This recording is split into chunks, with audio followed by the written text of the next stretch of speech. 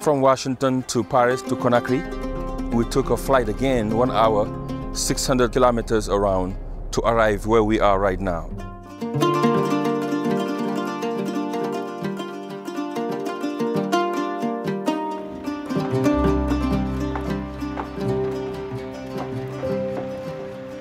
We support the work that's being done, but we also show the best that's happening in our continent.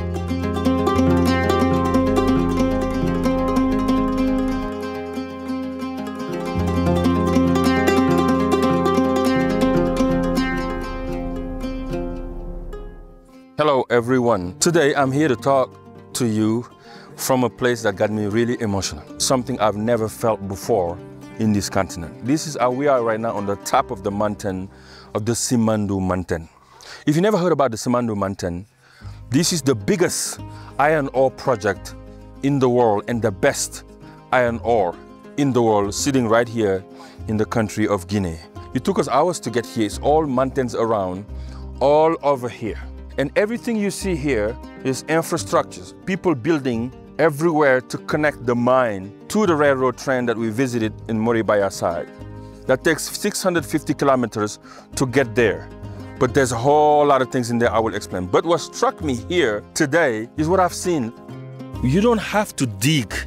You just put your hand up and you build and you have the best iron ore in the world.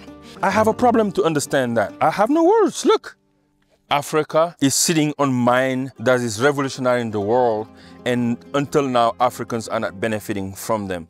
My vision, my dream is to see an Africa not only dignified, an Africa that can look at this is our resources that belong to us, that we can do partnership with the rest of the world, but it will first benefit our own children. And the government here understood that. That's why they're building right now a sovereign fund for the country to invest in the future of our children. Which means that they understand that leadership is not about today only, it's not about you only, it's not about your generation only, but it's about the seeds that you plant. So generations who are not born yet will be able to benefit from the seeds that you're planting today. This is why we came here. I want to be able to participate in what will put the lights of hope, of opportunities, of enlightenment to my continent. Wherever I see the good things that's happening in the continent, I will go there to make sure you know about it.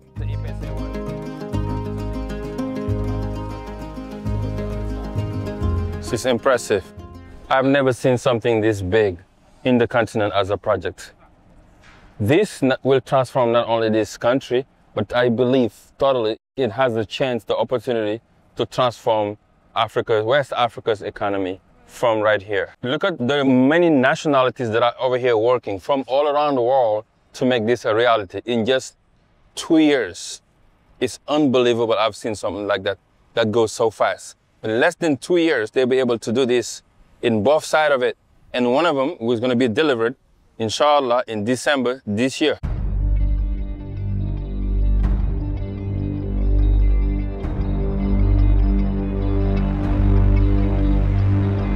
But look at this, man. It's unbelievable.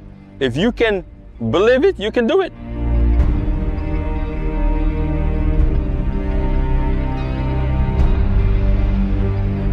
And then they told me here that they work 24 hours a day. That's what they do. 2 shifts, some in the morning, some at night. The work never stops until it's delivered. This is what I'm talking about. This is real work. We needed huge, gigantic projects like this that can drive everybody around to build for the greater good, not only for Guinea, but I am certain that if Guinea succeeds, West Africa will succeed. Because if we united economically from the corridor, now Guinea can be connected to Senegal, Ivory Coast, Liberia, Sierra Leone, Guinea-Bissau. And all of those 6 countries are connected. Then each country connects with the other ones. Now we can do trade, we can do economic development, we can work, we can travel, we can do tourism. This is where development starts. Every country, like the United States, Singapore, Asia, they spend millions of dollars to make sure that the image of their countries are seen, are good. We're good at telling the best stories of our continent. But today, we've decided, people like me, that we're going to tell the good stories that's happening in our continent so we can inspire our young people to focus on the greatness and to focus on building together to focus on leveraging what we have so we can build the Africa of our founding fathers. So we can be proud to be here. We can be proud to be from here. An Africa that's never going to see his children taking the Atlantic Ocean, dying in the ocean, going overseas looking for opportunities while we have sitting right here in our continent. We can only make it finish. En tout cas, moi, Thione Niang, je m'engage. I am putting my reputation and everything I have in this project to make sure it works. Because if it works, I know my great-grandchildren, my kids in Guinea, my kids in Senegal, in Morocco, in Ivory Coast, in Benin, etc. They will be tomorrow be proud that we did our part to make sure we gave them something we never had, something we dreamed of. The Sekou Touré's, the Patrice Lumumbas, the Nkrumahs. It's now for us to give that away to our children. It's now for the creators.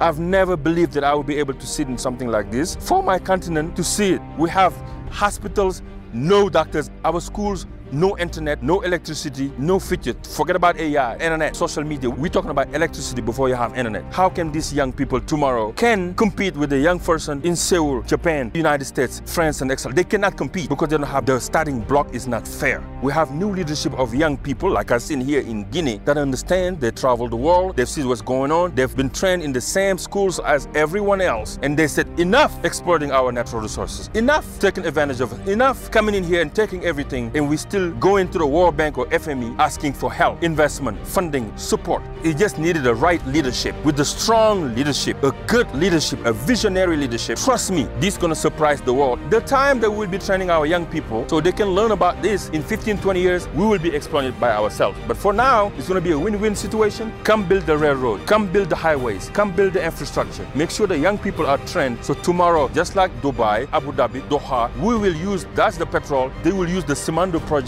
right here to build a country like Guinea to be an El Dorado that we can dream of.